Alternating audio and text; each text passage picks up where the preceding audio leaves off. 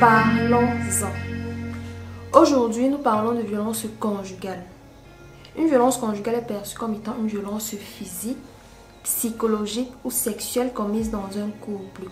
L'un des partenaires domine et prend le contrôle sur l'autre en adoptant des comportements nuisibles. Il ou elle vous insulte, vous rabaisse et parfois même porte main sur vous.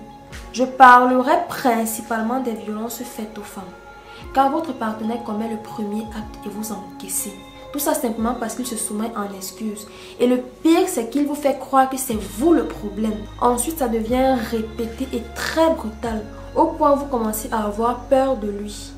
Il devient comme votre maître, il vous dicte un comportement à adopter et il contrôle votre manière de vous habiller. Il vous sourit en public et vous gronde en privé. Il contrôle vos fréquentations et décide avec qui vous devez parler.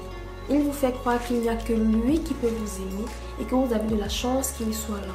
Puis vient le moment où il porte la main sur vous de manière répétée.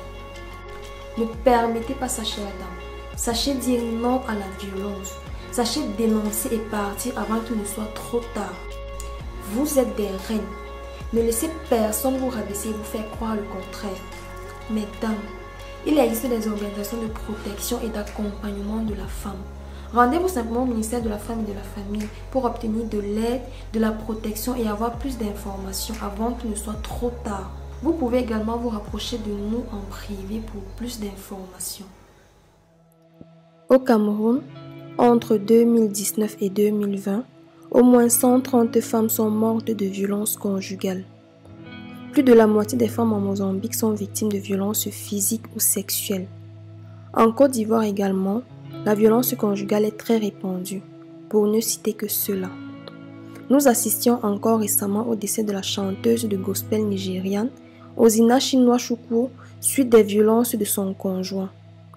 De la Camerounaise décédée à Douala en avril dernier, des suites des coups reçus par son mari.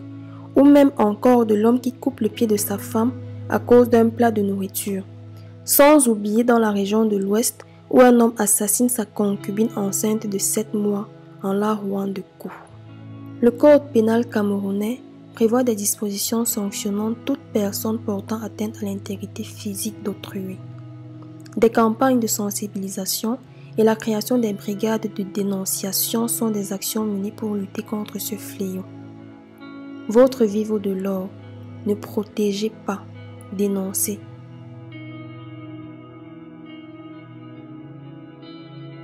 N'hésitez pas à réagir en commentaire, à appuyer sur le bouton bleu pour aimer et à partager pour sensibiliser et dénoncer.